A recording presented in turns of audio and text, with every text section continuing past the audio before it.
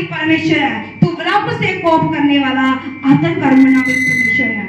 मेरी ओर फिर कर, मुझ पर अनुग्रह कर, अपने दास को तू शक्ति दे और अपने दासी के पुत्र का उद्धार कर। मुझे भलाई का कोई चिन्ह दिखा जिसे देखकर मेरे बैरी निराश हो, क्योंकि हे यहोवा तूने आप मेरी सहायता की और मुझे शांति दी है। सब बोले आमीन आमीन आमीन। यहाँ पर दाऊद परमेश्वर का भजन गा रहा है और भजन के द्वारा अपनी परिस्थिति को परमेश्वर के सामने रख रहा है।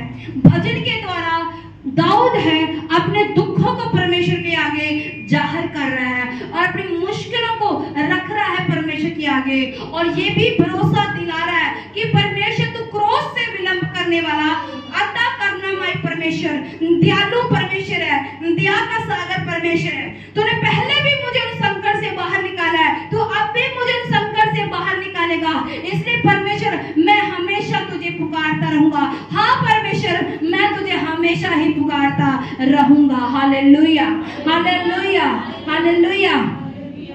बाइबल बताती है कि दाऊद राजा बहुत बार संकट में पड़ा, बहुत बार दुखों में गया, बहुत बार उसके ऊपर ऐसी ऐसी मुसीबतें आई जिसे वो झेलने से असमर्थ था, पर उसने झेला सब कुछ और सामना किया उन सब हालातों का, उन सब तकलीफों का उसने सामना किया, क्योंकि वो जानता था कि यहोवा उसके संग है। हालेलुया। क्योंकि वो जानता था, बचपन से परमेश्वर ने उसे मसा किया था। वो जानता था जिस जंगल में वो रहा करता था, उस जंगल के भेड़ भालू शेर भी उसको कुछ बिगाड़ ना पाए, बल्कि ये उनका सामना करता था और उनको ही मार डालता था, उनको ही फाड़ खा जाता था। इसलिए वो जानता था कि यहोवा मेरे संग है, उसका आत्मा मेरे साथ है। हालेलुया। इसलिए वो अपने दर्द को परमेश्वर के सामने बयान करे, भजन संहिता में लिखकर अपने दुख को परमेश्वर के सामने व्यक्त कर रहा है। और वो जानता है मेरा ये लिखा जाना, ये जो लिखा जाना है, ये मेरे लिए बरकत लेके आ रहा है, ये आशीष लेके आ रहा है, ये छुटकारा लेके आ रहा है। Hallelujah hallelujah. हम वचन को पढ़ते हैं, वचन को सुनते हैं, पर हम वचन के ऊपर अमल नहीं करते। ये बाइबल हजारों सालों पहले लिखी गई। ये क्यों लिखी गई? ये लिखित वचन हमें क्यों दिया गया?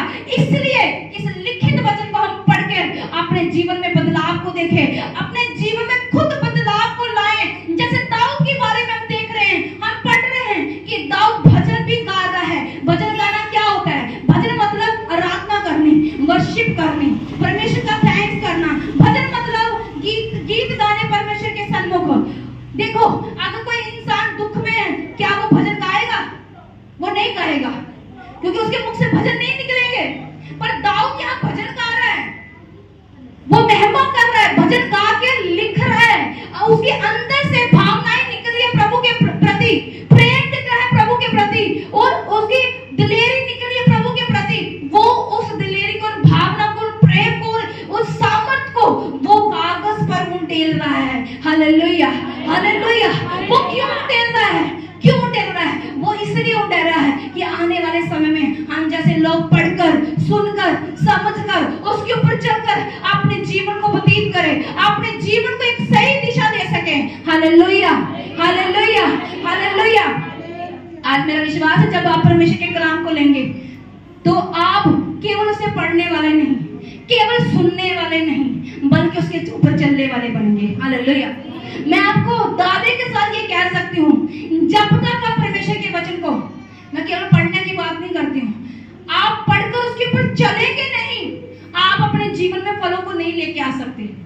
आपके जीवन में फल तभी आएंगे जब आप उसके ऊपर चलेंगे, आप लेकर चलेंगे कि परमेश्वर ऐसा कहता है। यहाँ दाऊद संकट में है, दाऊद सहायता की मांग कर रहा है। कैसे कर रहा है? भजन गाकर, अपने दुख में भी वो स्थिर रहकर, वो अपने दुख को भी अनंत में लेता हुआ क्या कर रहा है? भजन लिख रहा है और गा रहा है, और परमेश्वर की महिमामय प्रताप को वो दिखा रहा है कि वो वही परमेश्वर है जिसने मुझे पहले भी छुड़ाया, वो आज भी मुझे छुड़ाएगा। Hallelujah hallelujah. जब तक हम वचन को पढ़कर उसके ऊपर चलते नहीं हैं, सुधार नहीं लाएंगे अपने जीवन में, तब तक हमारा यहाँ आना, यहाँ बैठना, आराधना करना, ये सब विफल है। कोई फायदा नहीं है इसका। अपने अपने घर में हम चलते हैं, क्यों गर्मी में बैठे हुए हैं, क्यों यहाँ टाइम व्यतीत कर रहे हैं, कोई फायदा ही नहीं है। पर अगर हम वचन को सुनकर हम मानते हैं, वचन के ऊपर चलते हैं, हम पूरा उस वचन को करते हैं, डेफिनेटली ये जो 2.5-3 घंटे बैठ रहे हैं, गर्मी में बैठ रहे हैं, हमारे जीवन में 100 गुना फलों को लेके आएगा। आमीन आमीन। हमने देखा है जिन लोगों ने, आज लोगों की आप चर्च देखने तो ग्रो हो रही है, इतने लोग बढ़ रहे हैं, आज खुदा के दासों का परमेश्वर ने नाम ऊंचा किया हुआ है। आज हम देखते हैं कि उस दास के ऊपर कैसे वो ग्लोरी आई है, वो कैसे वो तेज आया है, कैसे लोग उसके पीछे चल रहे हैं, कैसे वो दास एक चरवाहे के रूप में खड़ा है और भेड़ें उसके पीछे पीछे पीछे पीछे चल रही है। दास एक कमांड करता है अपनी भेड़ों को कि ऐसा होना चाहिए और भेड़ें वैसे ही कर रही है। वो कैसे हो रहा है? वो परमेश्वर की आज्ञाकारिता में रहकर हो रहा है। खुदा के दास उन आज्ञाकारिता में रहे हैं, उन्होंने अपने कानों को बंद किया है संसार की बातों सुनने के लिए, उन्होंने अपने मुंह को बंद किया है, सील दिया है अपने मुंह को, उतना ही बोलना जितना सही है, बाकी बोलने को उन्होंने बंद किया है, अपनी सोच को उन्होंने कंट्रोल में किया है।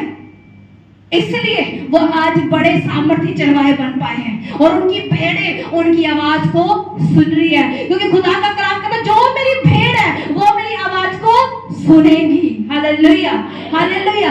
अगर आप और मैं चाहते हैं, आप चाहते हो कि मेरा परिवार मेरी सुने, आप चाहते हो आपका फाइनेंस आपकी सुने, आप चाहते हो आपका शरीर आपकी आवाज को सुने, कि कोई बीमारी ना आपके शरीर में, आपके घर में कोई कर्जा ना हो, कोई गरीबी ना हो, आपकी फैमिली बड़े अच्छे से सलीके से रह रही हो, तो सबसे पहले हमें क्या करना पड़ेगा? हमें खुद आज्ञाकारिता में रहना पड़ेगा, हमें खुद बाइबल के अनुसार जीवन को जीना पड़ेगा। जब तक हम खुद उस बाइबल के जीवन से हम सीखते नहीं, चलते नहीं बाइबल के ऊपर, हम कभी फल नहीं लेके आएंगे। गवाहियां आएंगी, परमानेंट नहीं होंगी, वो चली जाएंगी, आएंगी वो चली जाएंगी, आएंगी वो चली जाएंगी, वो सदा के लिए नहीं रहेगी। एक पल के लिए आपको लगेगा परमेश्वर मुझसे बड़ा प्यार करता है, वो मुझे इतनी गवाहियां दे रहा है, हाँ वो सबसे प्रेम करता है, वो अधिक करुणामय परमेश्वर है, वो दया का सागर है, वो कभी छोड़ता नहीं, कभी त्यागता नहीं। एक माँ अपने बच्चे को छोड़ के चली जाती है, पर हमारा पिता जो स्वर्गीय परमेश्वर, वो कभी हमें छोड़ता नहीं, कभी त्यागता नहीं। पर ऐसा क्या हो जाता है?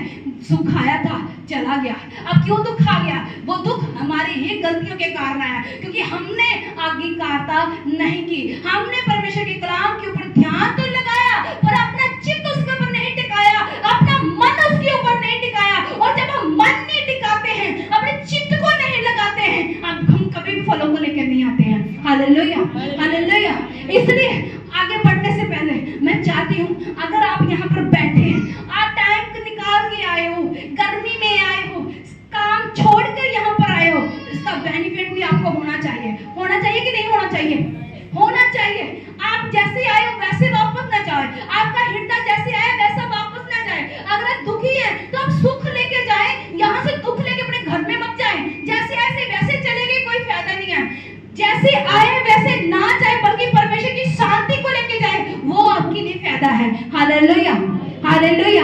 इसलिए आज आपको जब खुदा का कलाम सुनाया जाएगा ना, तो उससे पहले आपने ये प्रण करना है कि परमेश्वर मैं 100% अपना दूंगी, मैं तेरे वचन के ऊपर चलूंगी, जो भी मुझे आज्ञा मिलेगी तेरे वचन में से मैं उसे स्वीकार करूंगी, मैं मानूंगी, मैं कोशिश नहीं करूंगी, बल्कि 100% मैं मानूंगी और मैं चलूंगी। और मेरा विश्वास है जब आप सुनकर आप उस कलाम के ऊपर चलेंगे, बड़ा बदलाव। मेरे स्पिरिचुअल फादर ने कल ये घोषणा की थी कि जो परमेश्वर के वचन के ऊपर चित्त लगाएगा, मन लगाएगा, वो बड़े बदलाव को देखेगा। मैं आपको भी वही कहती हूँ, अगर